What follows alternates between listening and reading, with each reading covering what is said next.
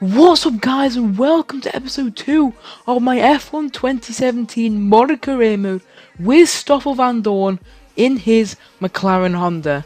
Now, if you do not check episode number 1 in Australia, I'll give you a few seconds, just only a few, to click the annotation in the top right hand corner. Check it out, otherwise I will spoil the result for you, so I'll give you a few seconds. I think that's enough time for you to click on the video. So, in that we came in 10th place, so it's not that bad. And in qualifying in China, come home in P11, which is not that bad. I mean, Fernando came home in P8, which is good for us. He splits to Williams, but his Mercedes 1, 2, 3, 4, 5, 6. It's the exact same, I think. But we're in P11, and let's get ready for the race. Come and go, drivers rise and fall. But even as politics change and history moves on, the spirit of competition burns as strongly as it ever has. Welcome back then to Formula One, as battle is joined at the summit of motorsport once again. As you saw there by the little introduction, it is raining, and it's going to be raining throughout the whole race. So we're going to be using intermediate tyres for the whole race. It's going to be a one stop, maybe a two stop, but we're going to have to wait and see if our tyres can last. But here we go, we're ready for the start of the Chinese Grand Prix. And it's lights out and away we go. We get an average start at best. Perez got a decent start, but we're going to try and go alongside him. It's going to be difficult though, because we don't want to get too messy in this first lap. There's a long way to go in this race. To try and swoop round the really long corner of Shanghai's 1 and 2. We're 3 wide with Massa and Perez, and we get past both of them. We're going to have to try and go around the outside of Massa. What a move. Do really well there to get past both of the drivers. And we're right behind now Fernando Alonso, our teammate. Try and close up on the Spaniard. Obviously, he beat us on the last lap in the last race. So hopefully we can get him back and overtake him on the first lap of the race. The last lap. We're going to try and go around the outside. We are looking quite confident. Alonso maybe not. We got a good grip here. Clip to the apex. We force him out wide. He can't go to the ideal racing line. We get the ideal racing line and we're up into P8. So that's 3 positions gained on the first lap alone. That is really good. And Alonso is losing another position to Massa in the same lap. As I think we caught him off guard a little bit, so he's still a bit.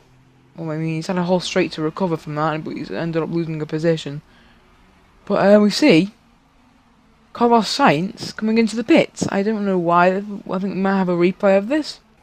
It's not. It's not for a new 7. Well, it's not changed tire. Well, it is changed tires, but that's the reason. He clipped the Manor's rear wing after the Manor, and I think. It is, yeah, it's Marcus Ericsson, they clipped, and, Marcus Ericsson, what a save that was, because that was going, I mean, well, it was a slow accident, you could say, but that was not a nice incident for Ericsson. He lost a couple of places there.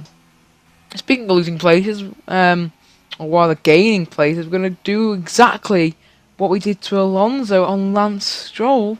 Obviously, Lance did a great race in his debut Grand Prix in Australia, and we're gonna go down the inside of Lance, and we've done the exact same move that we did on Alonso. So up into P7, which is really good.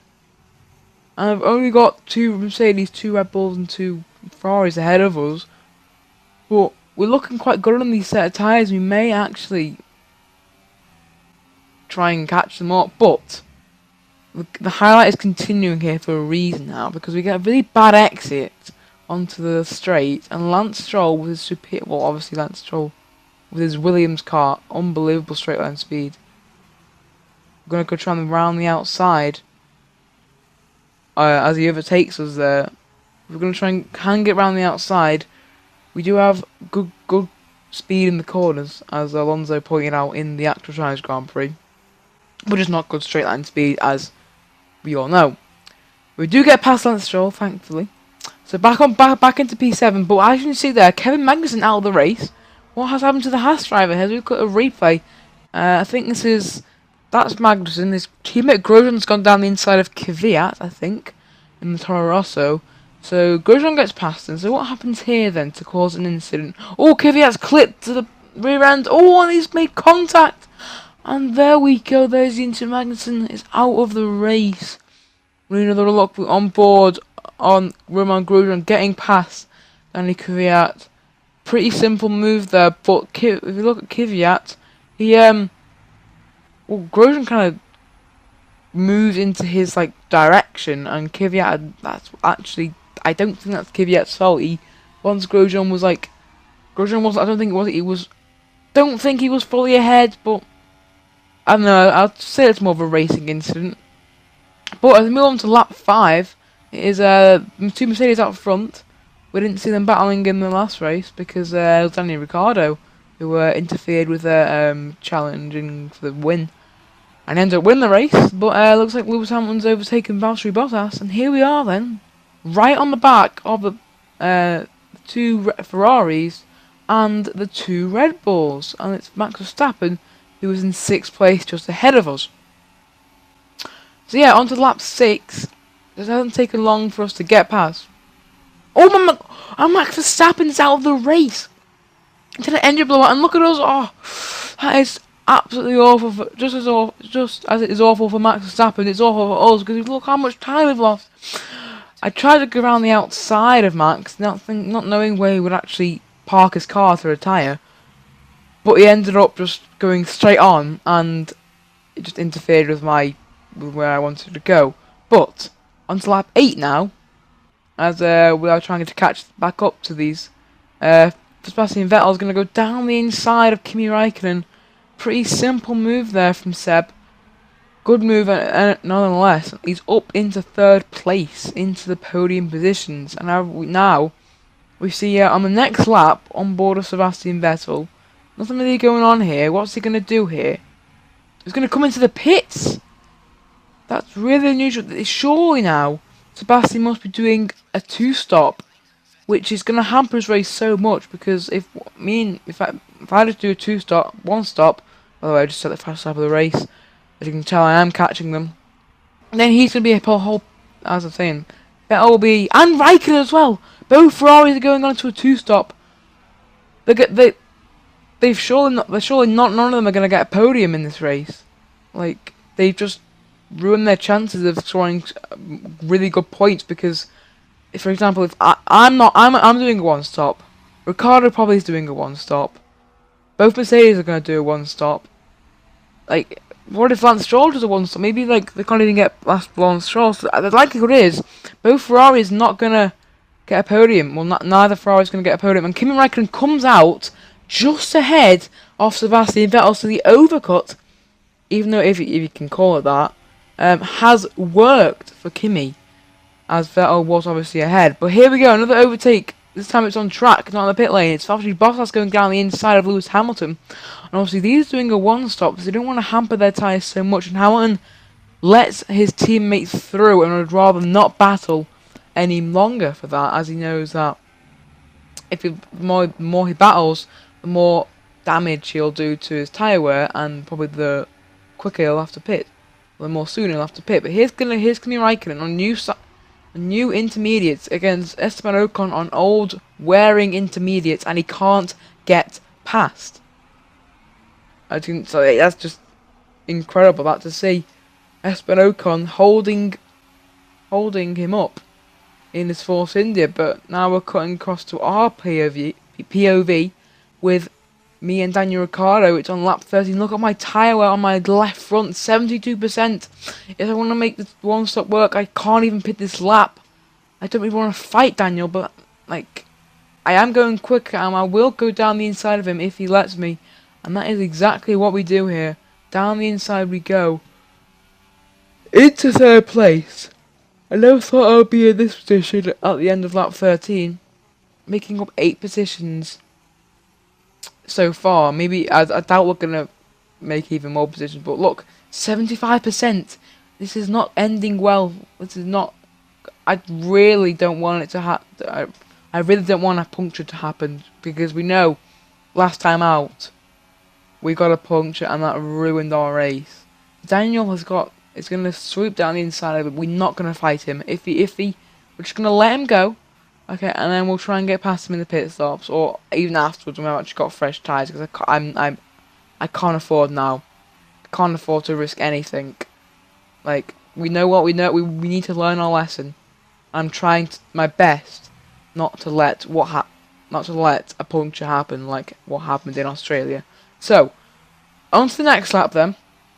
We do come into the pits at the end. Okay, we do not get a puncture, which is just so good, because that would have ruined our race. But Ricardo comes in as well, and yeah, so we're going to pit onto another set of intermediate times. It's going to be interesting to see where we come out, because the Ferraris are still, I do believe they are still behind the Force India drivers. I think one of them might come into the pits at the end of this lap. I think maybe Sergio Perez. I'm not 100% sure though, but on to another set of intermediate times we go on. And as we come out, we see that Sergio Perez there, and Kimi Raikkonen's behind us. We've managed to overcut on both Ferraris, even though being on such old tyres. We've managed to make it work, and we're incredible stuff there. Sergio Perez is right ahead of us. I honestly thought we were gonna battle him in this race. We're actually battling to get past him, because we're not battling him in this race. We're battling the guy in front of us and the guys behind us. A Red Bull and two Ferraris, rather than the Force India, Williams, or even my teammate. So, we get past Perez, which is vital, because Raikkonen and Vettel somehow haven't managed to get past him. But as we move on to like lap 16, we can see that Raikkonen is now ahead of Perez. And look, oh, massive aquaplaning moment there. And we've lost control of the car completely. Can we keep it on the road? Thankfully, we've been managed to save it. But as we do this, Vettel is going to go down the inside of Kimi Raikkonen and his teammates. So we're literally right ahead of them. And wow, Vettel gets past them. Unbelievable stuff there. And Jeff, the gap behind. No, it is not that.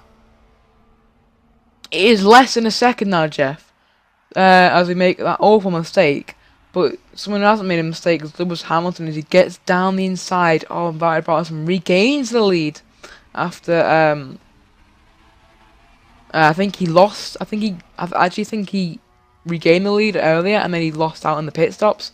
But here we go on lap 20. Now we can see this is not me. This is actually Fernando Alonso, who is getting overtaken by Sebastian Vettel, who is pitted again. I don't even know why. Like I don't even know why they decided to do the two-stop. I mean, obviously, if you do not know, in real life, in the British Grand Prix today, both Ferraris had punctures. So I don't know if I mean, I recorded this on Saturday. Oh my god, look at this! What? Oh my word, that was literally an exact repeat of Grosjean and Kvyat. But unfortunately, there was no accident. And look at this! Alonso is just like pushing Raikkonen forward. Incredible stuff.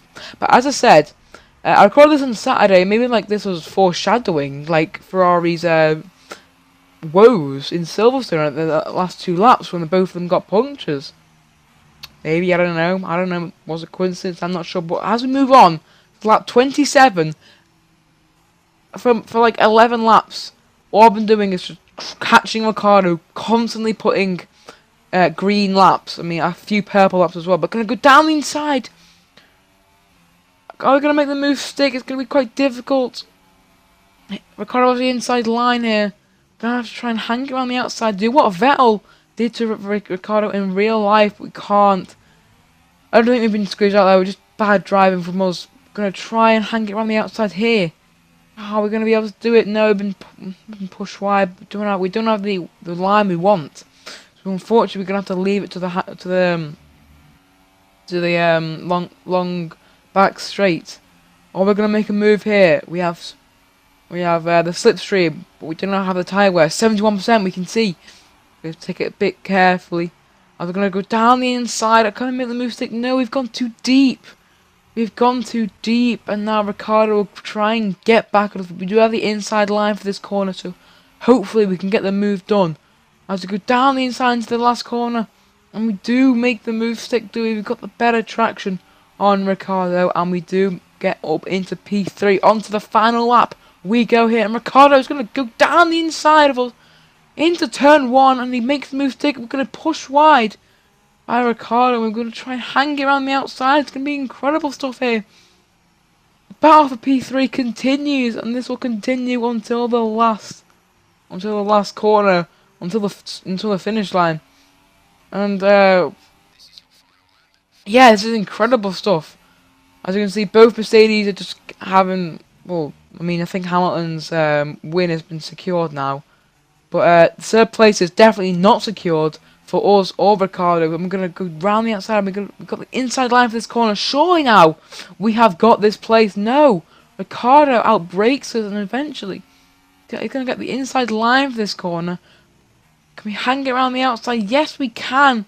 We run ourselves a bit wide there, and thankfully we didn't get on the grass because that would have ruined our chances of getting third place. We do have the inside line, and Ricciardo has to give us that apex, and he does give us the apex. But unfortunately, we just do not have the grip to outrun him. So going onto the straight, we are behind Ricciardo.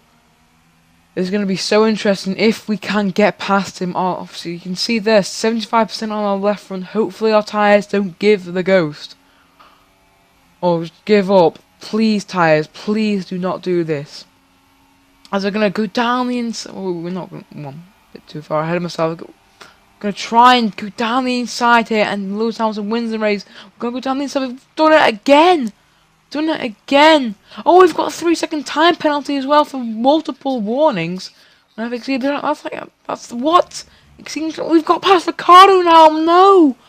No, disaster. Disaster. We're going to come home P4. Because we got that time penalty for exceeding track limits. It did that a couple of times. Oh no. As you can see now on the last lap, Lance Stroll is going to get overtaken by Sebastian Vettel. And Sebastian Vettel makes it into P5. Unfortunately, that is where the coverage ends because we finished before that. But it is Lewis Hamilton who wins the Grand Prix. Valtteri Bottas in second. Then Ricciardo, us, Vettel, Stroll, Raikkonen, Alonso, P8, well done, Massa and Ocon who finishes in the top 10. So, as we're going on to the drive standings, Hamilton's out in front with 43, Ricciardo in second, Bottas in third, Vettel and Raikkonen swap places, Stroll in sixth, Vandoorne, Ocon, Alonso, Perez and Massa who gets points for the first race.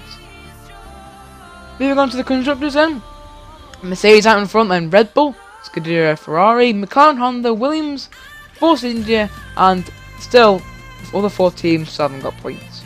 So guys, if you enjoyed the video, drop a like and subscribe to the channel for more. Hopefully I'll have the next video out very soon. I'll catch you guys in my next video.